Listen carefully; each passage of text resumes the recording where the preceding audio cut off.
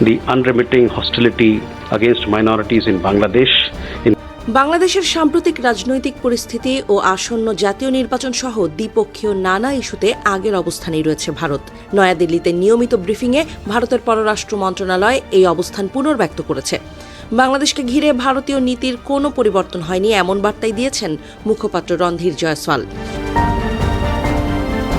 ভারতের পররাষ্ট্র মন্ত্রণালয়ের নিয়মিত ব্রিফিং প্রায় ৩৫ মিনিটের এই ব্রিফিংয়ে বাংলাদেশের প্রসঙ্গ উঠে আসে একের পর এক। অন্তর্বর্তী সরকারের সময় নির্বাচন, শেখ হাসিনার প্রত্যর্পণ, দুই দেশের কূটনৈতিক উত্তেজনা ও আঞ্চলিক নিরাপত্তা এসব বিষয়ে সাংবাদিকদের একাধিক প্রশ্নের জবাব দেন মুখপাত্র রণধীর জয়সওয়াল।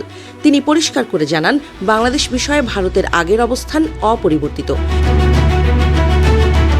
বাংলাদেশের নির্বাচনের বিষয়েও সুস্পষ্ট অবস্থান জানায় ভারত। তারা চায় অবাধ, সুষ্ঠু ও সকলের অংশগ্রহণমূলক নির্বাচন।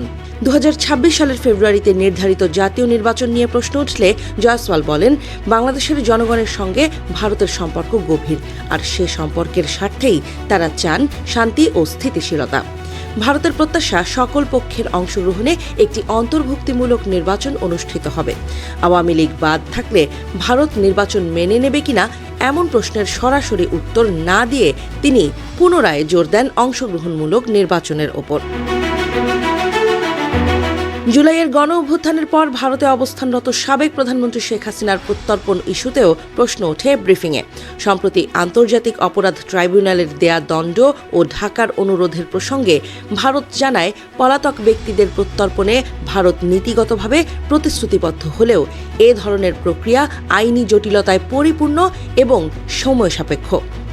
বাংলাদেশের অনুরোধের বর্তমান অবস্থাও যেখানে ছিল সেখানেই রয়েছে বলে মন্তব্য করেন মুখপাত্র।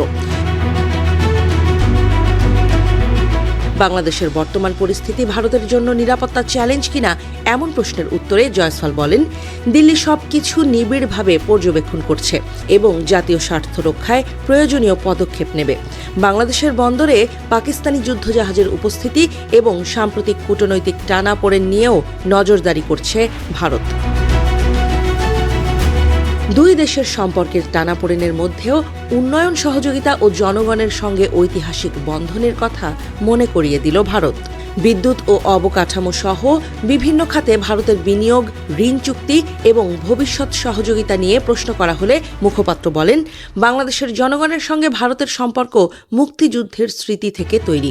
বর্তমান পরিস্থিতি জটিল হলেও ভারত চায় ইতিবাচক সম্পর্ক বজায় রাখতে এবং বাংলাদেশের স্থিতিশীলতাকে অগ্রাধিকার দিতে।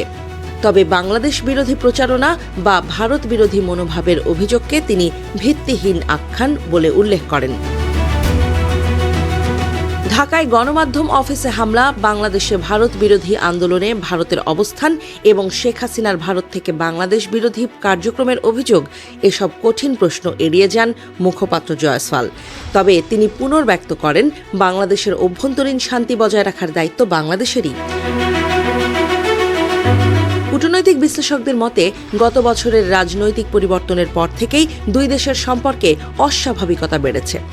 বাংলাদেশে ক্ষমতার পালাবদল ভারত সহজভাবে নিতে পারেনি এমন মূল্যায়নও রয়েছে বিশেষজ্ঞদের। তবে তারা বলছেন, ভবিষ্যতের স্বার্থে দুই দেশকে বাস্তবতা মেনে এগোতেই হবে, না হলে আঞ্চলিক স্থিতিশীলতা ক্ষতিগ্রস্ত হতে পারে। বাংলাদেশ ভারত সম্পর্ক দক্ষিণ এশিয়ার রাজনীতিতে অত্যন্ত গুরুত্বপূর্ণ।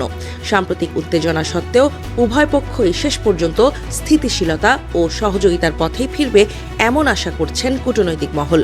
এখন দেখার বিষয়, নির্বাচন ও অভ্যন্তরীণ পরিস্থিতির মধ্য দিয়ে দুই দেশের সম্পর্ক কোন পথে যায়।